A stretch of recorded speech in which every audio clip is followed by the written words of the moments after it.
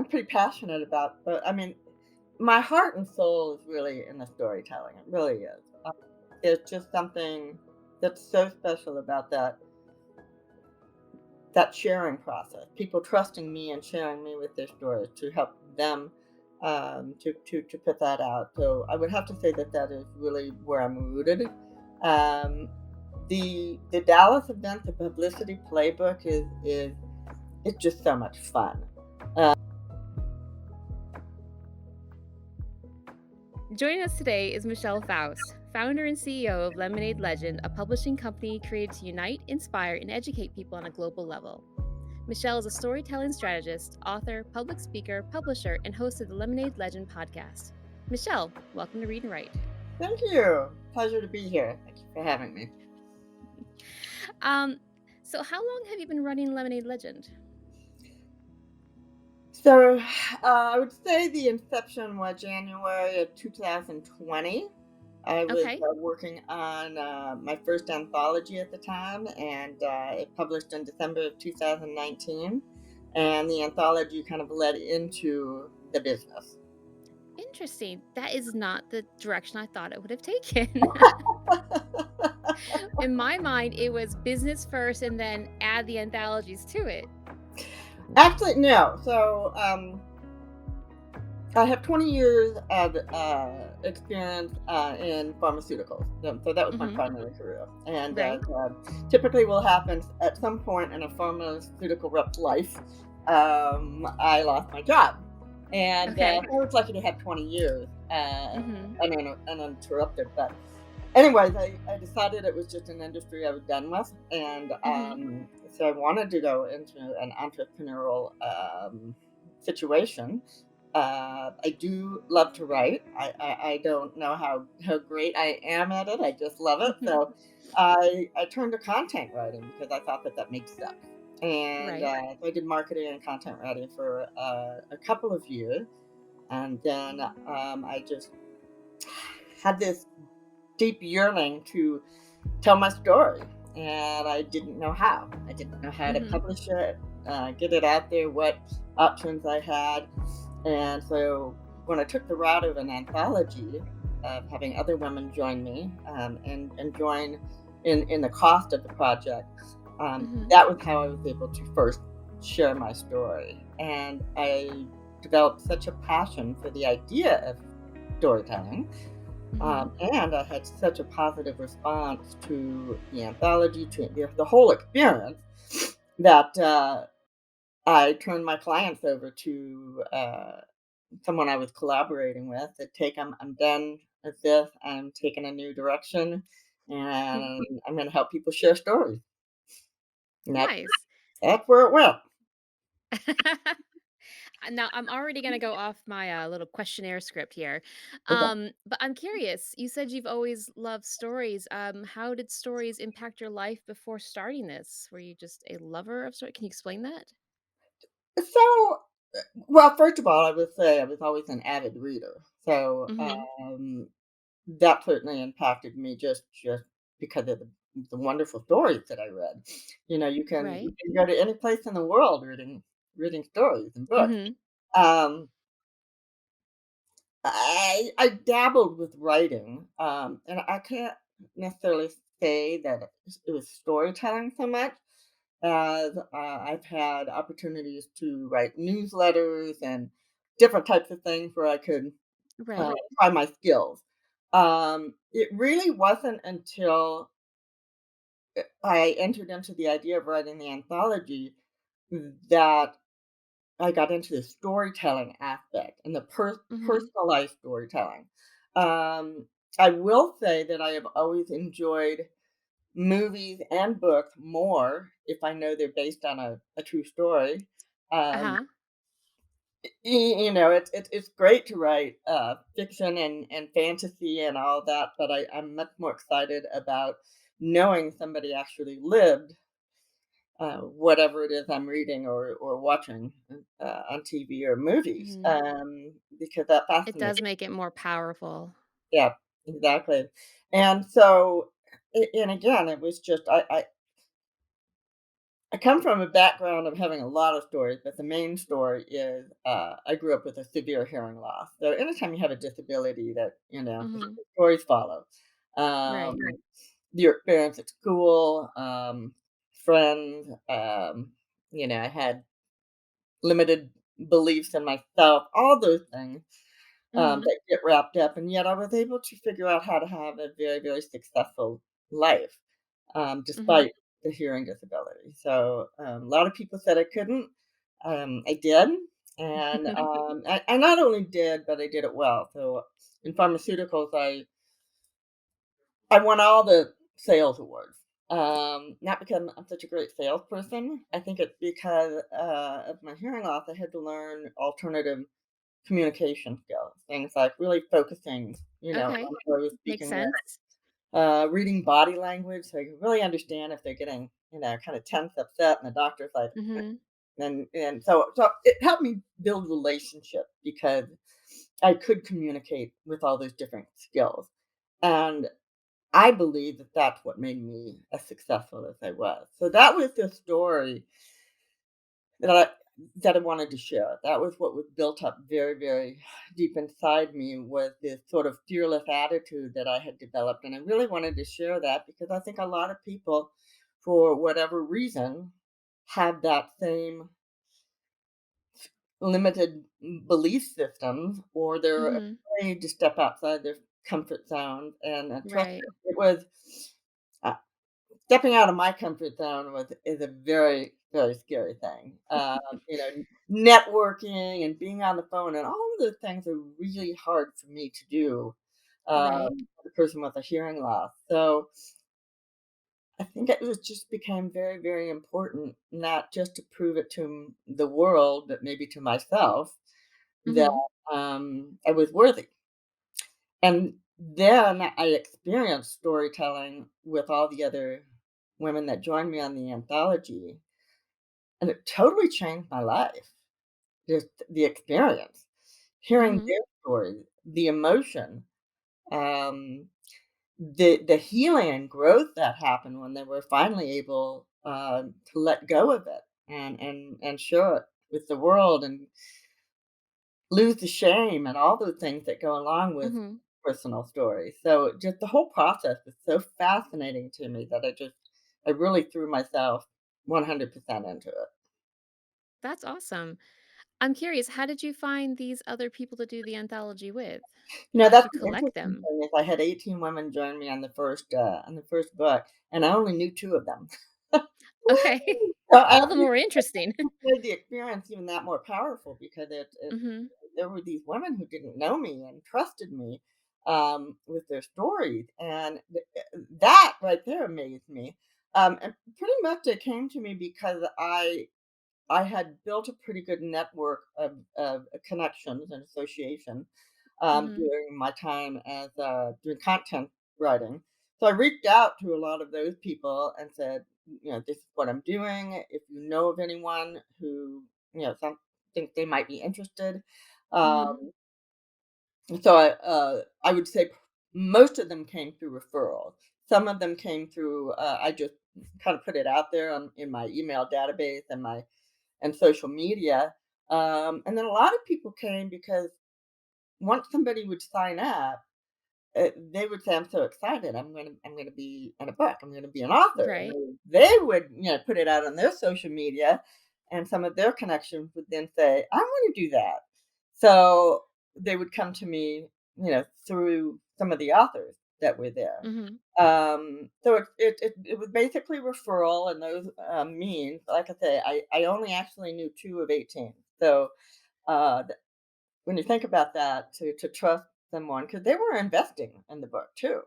So Okay. um, it was a pretty what do I want to say? It certainly did a lot for my confidence. Let me say that. That they would sign on. Mhm. So, did you go through a traditional publisher to get the anthology published, or did you band together and do self-publishing on it? So I did research a couple of companies and Mhm. not the traditional big houses because that's pretty that's pretty difficult to break into, but, Mhm. I looked in some of the different companies that will offer publishing services, and it's not inexpensive by any means.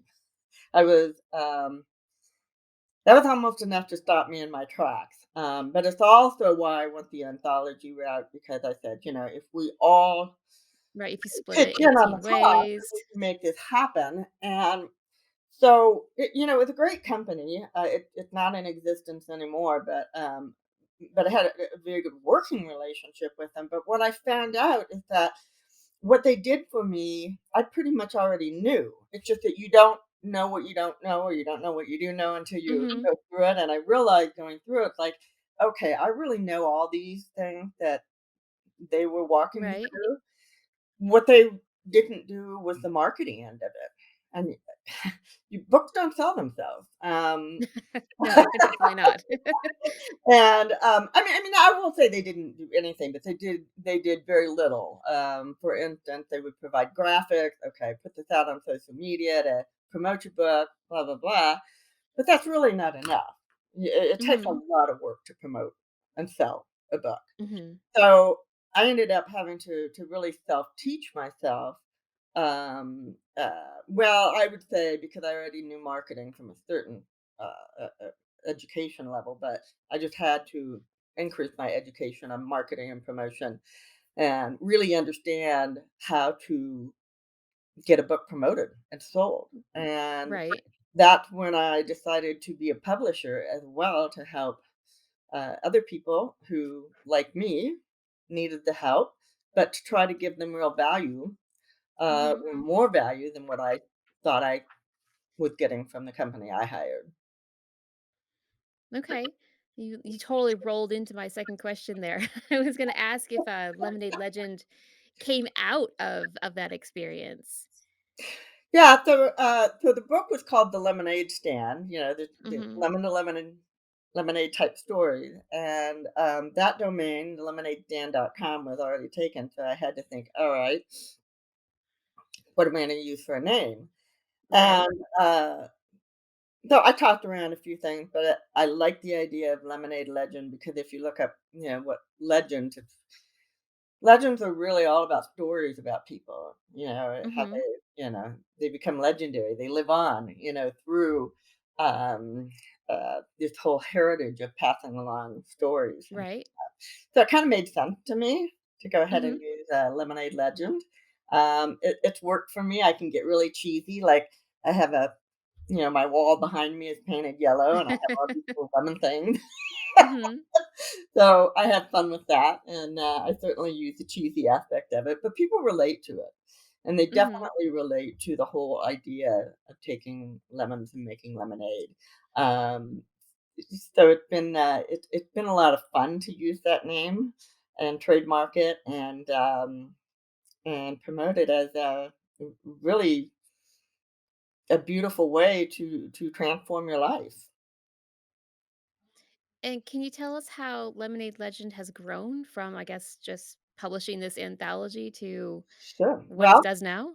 I'm actually simultaneously working on book 3 and 4 now, so I have, book 1 and 2 has, been published. I also, have published, about a half a dozen books at this point, other people's books, Okay. and I have a podcast, I have a TV show through, the alternative, distribution networks. Okay. Um magazine, where I publish articles as well as I do exclusive magazines for individuals who Mhm. want to share their story in more of a business format. Um, Okay. so basically, what I did is I saw this in my first experience. Is promotion is all about exposure, and so I wanted Lemonade Legend to provide opportunities and platform for exposure. So that's why the Okay. podcast, the TV show, the magazine, because it always Right, right, right. increased exposure. Uh-huh. It's grown tremendously, to the point where I had to scale back at one point because, I was getting a little overwhelmed. I can imagine. You sound like a very busy woman. I am, What I is am, and, I think every entrepreneur, experiences this when their business is growing, is you kind of Mhm. hit that spot where you've got the business and the ideas and everything going well, but you haven't quite made the money to hire on people to Right. bring together a whole team. So I do have people that contract with me for editing and graphic design and things like that. But to really grow my business from where it is right now to where I really want it to be is going to require a more full time team. So that's what I'm working on right now. Okay. What is your since you're almost a one man or one woman show, what does your day to day look like? Busy. How do you structure that time? The one thing is, I will say I'm not the most disciplined person when it comes to getting up at a certain time and that. I'm not a morning person. So some Mhm. days I my hear you day there. look more like 9:30 to 10 o'clock before I get started. But, I'll probably still be going at 7. Mhm. Until I finally say, okay, I got to set everything down and fix some dinner. I Right. do a lot of work at home. So it's on the computer. It's done through Zoom call meetings and virtual presentations and that type of thing. So, Mhm. I've been like the rest of the world, just dressing from the waist up. Well, actually, I have pants on, but you know what I mean. I'm Right. in my Yeah. yoga pants. You're Uh, wearing sweatpants, but then you look nice from the waist up. exactly, exactly. And now that things have started to open up, I started participating more in live events. Okay. So I now have a quarterly event in Dallas where I invite people to come in to Zondra TV Network studio where I have my TV show, and we put together a whole 3 day event that we call the Lemonade Legend Publicity Playbook. Because what we're doing is putting together a playbook for them with TV show, their interviews, my show and Zandra's show.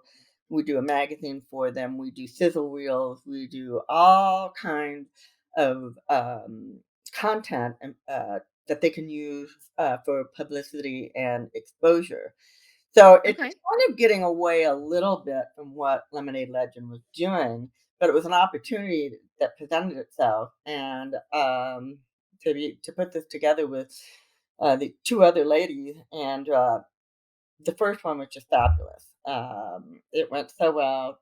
We were so excited. So now we're getting ready to put on the second one in April, and I think we're just gonna keep moving through with that. And if I see an opportunity and a way to help people, whether it's sharing their story or whether it's helping them to build their confidence and build their business and grow personally and professionally, I'm going to jump on it. And so that's what the Dallas event has enabled me to do. So, um, Nice.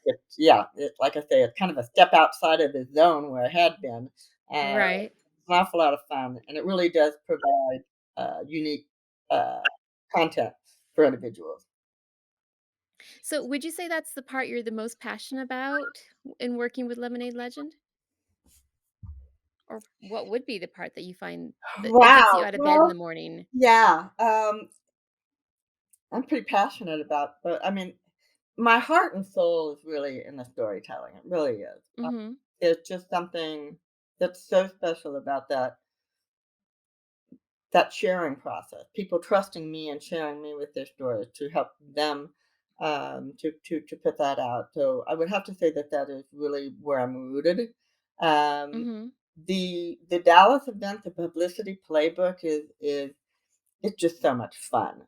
I'm passionate about being having fun, so Uh-huh. there's definitely a passion there. But it really is.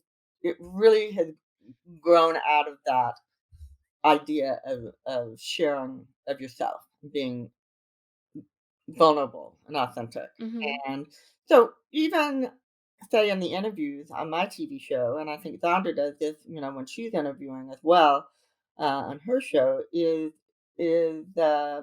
bringing that honesty out, that little bit of truth, um, Mhm. trying to pull them out of their comfort zone just a little bit. So, so I still have that aspect of it. We're still telling stories, in a sense, because people they develop their purpose and their why out of their story. So Right.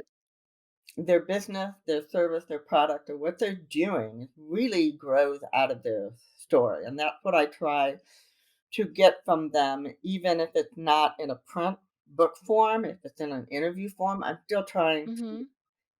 get that story out. So, why are you who you are now and what Right. you do? So you were saying you were in pharmacological sales and the marketing helped you out with Lemonade Legend. Do you find anything else crosses over or has this been a completely new ballgame for you? Well, the business itself, from start to current, has been a whole new ballgame for me. I haven't done it alone. I've had a couple of different coaches. I now have one I've worked with for almost 3 years, and Angel Tuffy is her name. I'm proud to share her name out there, but she's been very instrumental in helping me navigate the entrepreneurial world and what's the next step and all those things that go along with running a business, having your email database and having your funnel system set up and Right. the things that I don't like so much about doing the business, but you have to be able to be successful and grow. Mhm. Um, and there's just an enormous community around that's been built around both her, my coach, and other people who I associate with as well. And you do it as a village almost. So I may be a one woman team, but if it wasn't for the knowledge and the expertise and the willingness for people to step in and teach me, I couldn't do what I do because this is a whole new ballgame. You go from pharmaceutical Right. rep to trying to learn Entrepreneur. the ins and outs of writing and publishing and podcasting and all of those things. It didn't come naturally, or maybe something came naturally, but it didn't Mhm. come without a learning process. What was the biggest setback you had when you were starting up? You said that there were some things you didn't like, and then you took on all this stuff. I don't know, what was a setback or something that you didn't expect? So the setback was I got to a point where I had an individual who I won't name, um, that was like my right hand person, Mhm. and so and she was very knowledgeable in areas that I wasn't. So we were Mhm. able to really expand on the business. And then for reasons that I still don't understand, she kind of dropped off, threw me under the bus. Mm, So I we think we've won't go all deeper been there. into that. But I was in a position then where I had started all these different platforms. We Mhm. had promoted and grown it, and we were getting a lot of attention. And then I became, truly a one person show, and it was too much for me to handle. Right. That was my biggest setback because had I been able to just continue the growth, on a natural progression at that point Mhm. with her continued assistance, then I think it would have been a whole different thing. However, everything happened for a reason. We learn from everything that we experience, and I was able to learn some really important things about being in the business world when that happened. Um, Mhm. First of all, you have to know every bit of your business. You need to know how to be a janitor as well as a CEO, and Right. that way, if you lose somebody, you're not losing. What have I? Well, yeah, I didn't say that very smoothly, but you wanna be able to replace whatever that skill is that maybe Mhm. you're losing. So you Right. don't depend on somebody, um, uh, to do something that you can't easily replace. Do yourself or replace with someone else with a backup. Mhm.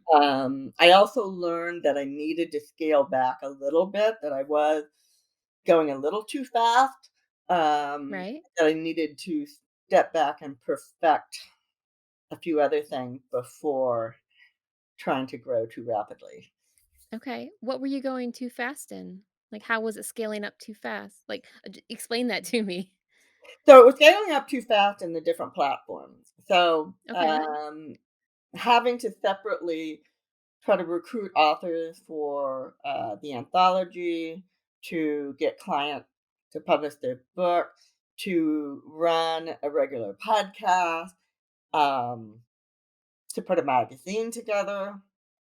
You need more than one person doing that. Mm-hmm. Or you So need like a 50-hour day. yeah, it was really crazy. Oh, and then I didn't even mention the TV show, and I actually sat on the show. I had the opportunity. I was paying for the services, and I wasn't doing anything with it because Mm-hmm. so I had to take that step back to say, what do I want to focus on?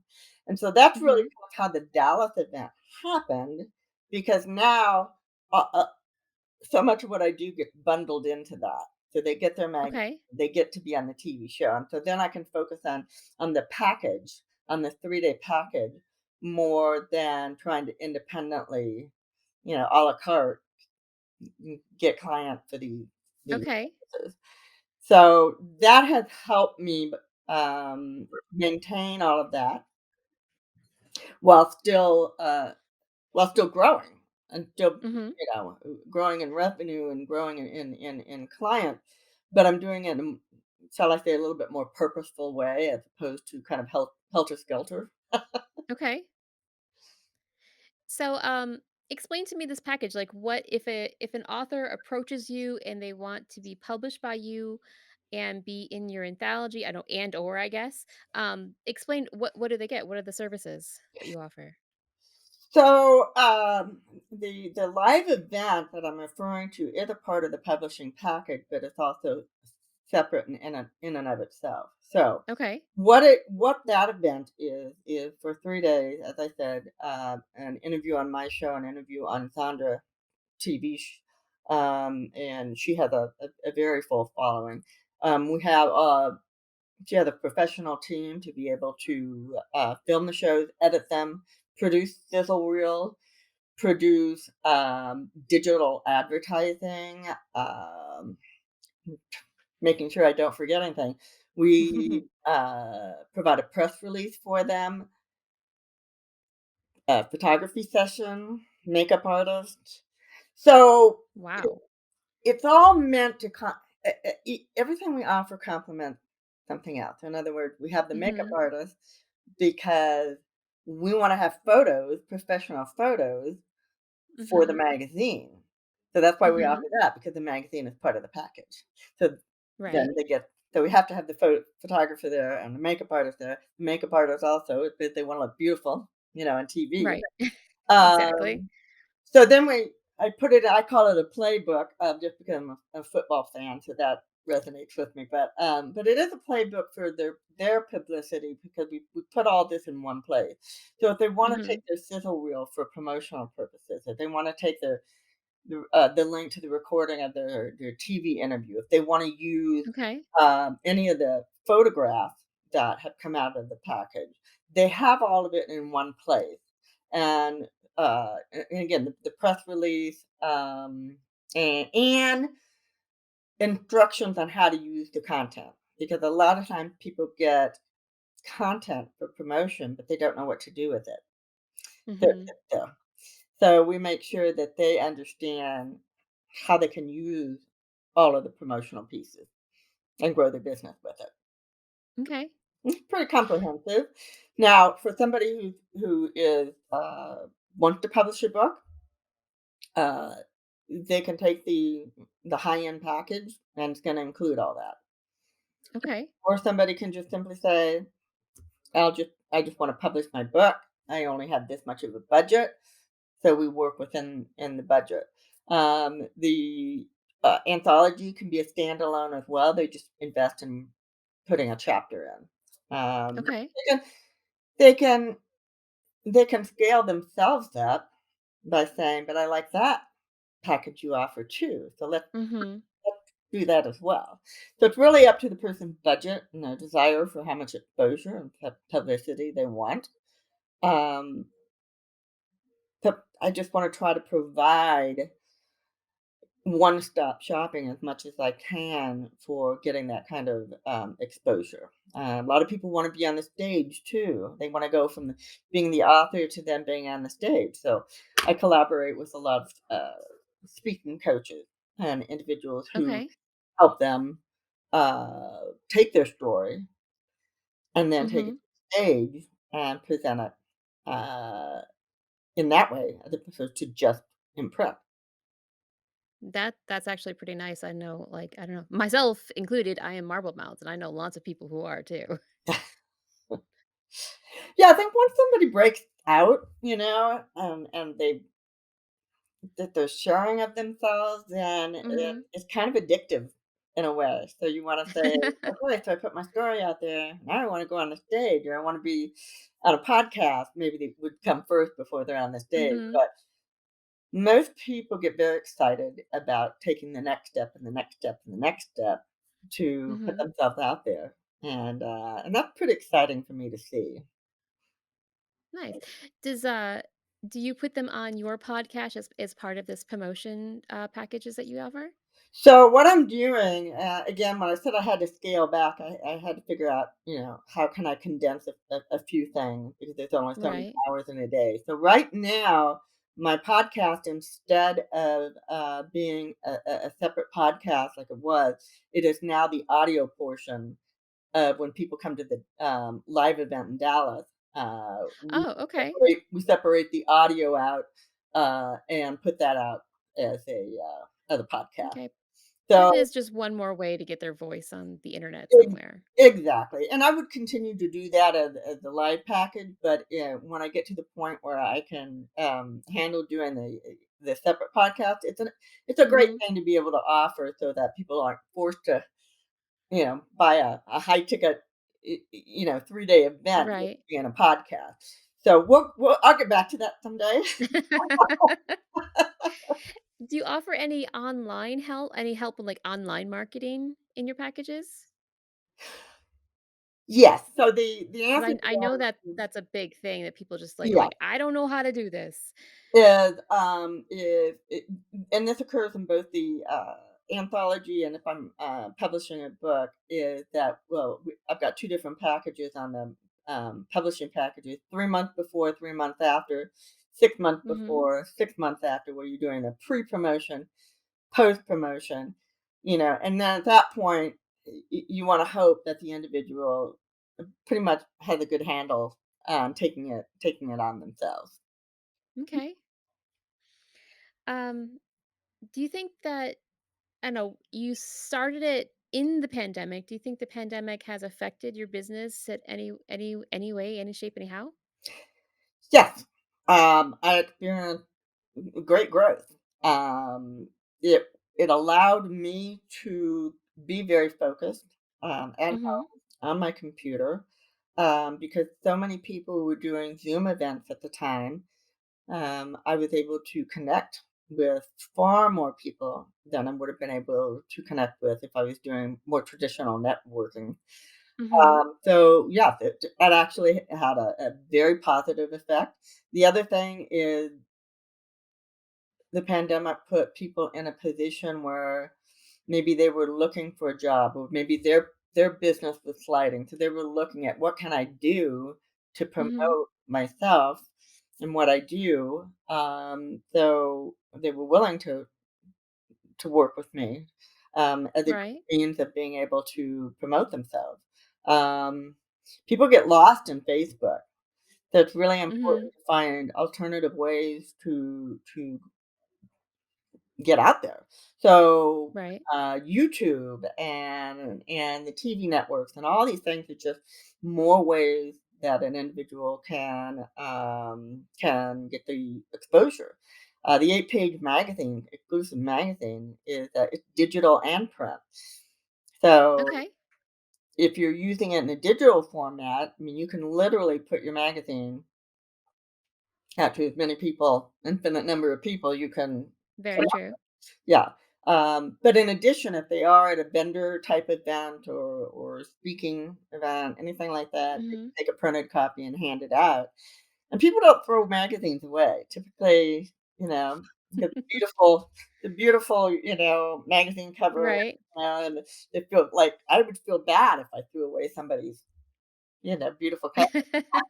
Right. Do you keep those and so you can print them on demand in case they need more copies or something? Yeah. Or is that what the digital version's Yeah, for? yeah, yeah. Actually, they can take the digital version, and but I have the Okay. PDF, so it's created into a PDF form, so they get both. So it's Awesome. digital plus the PDF, and they can print it. Yep. Um, how how are you currently collecting authors? I mean, how can authors contact you to get either published by you, use your services in the anthology? The easiest way really is to simply send me an email at hello at Lemonade Legend. Say, "Hey, I'm interested." I also have a form on my website, which is lemonadelegend.com. It's Mhm. just a synopsis of their story that they can fill out the form and send that to me.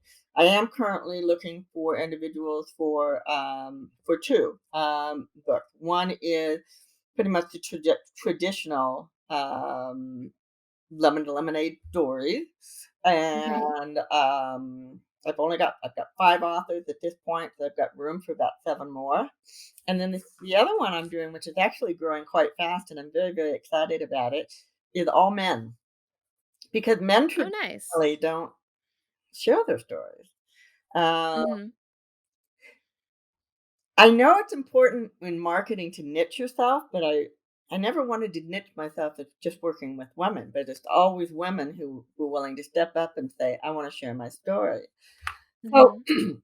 I had met a couple of guys who had some interesting stories. They seemed willing to share. So I did a short podcast series called Testosterone Tales. And it was, podcasting and talking to guys, and, why don't you share? What is this male culture all about that you won't Mhm. be open and share? And so, anyways, I was recently talking to a gentleman who had a coaching business, and he coaches men Mhm. how to be the best uh, of themselves through their dogs. It's really fascinating. Um, kind of like how to learn from your dog how to be, Right. a better person. But anyway, I was telling him about this, and he was like, "I still want to do that," and I know guys who want to do that. So in about 2 days, we've managed to get eight guys sign up for that book. So, Awesome. but I do have room again for a few more. So if anybody listening to this is interested, just hello at lemonadelegend.com, and we'll set something up and we can talk about it. That sounds awesome. Now, before we sign off, is there anything that you want to talk about that we didn't touch on? Well, I think we pretty much covered it, but I really do want to emphasize the fact of why storytelling is so important, because I feel like sometimes it gets a little bit minimized as, oh, well, Mhm. that's a nice thing to share your story, but the reality is, it truly is what forms you, Mhm. your value system, all of that. And so there's extreme value in understanding your story and why it has made you who you are, why it created your purpose and your passion. And so that's Mhm. really what's behind the storytelling is Mhm. the personal healing and growth behind it, as well as in business, people do business with people they know, like, and trust. Right. The way you get people to know, like, and trust you is by sharing yourself. So Mhm. it's a very important aspect of self growth and business growth as well. Mhm. Okay. And one last time, where can users connect with you online? Online, Mhm. so again, through email or hello at lemonadelegend.com. My website is lemonadelegend.com. I have a Facebook group called the Lemonade Stand Community. So that's a Facebook Okay. group. You can look it up and ask to join. And that's probably the three primary ways to find Okay. me and look me up. Excellent. Well, thank you for being a guest today. Well, thank you for having me. It's been a pleasure. Read and Write Podcast is edited and produced by Deborah Zebarth. Music was provided by Lo-Fi Girl and can be found at lofigirl.com or on their YouTube channel. Audio effects were created by Red Octopus and Black River Phonogram. Show notes and previous episodes can be found at readandwritepodcast.com.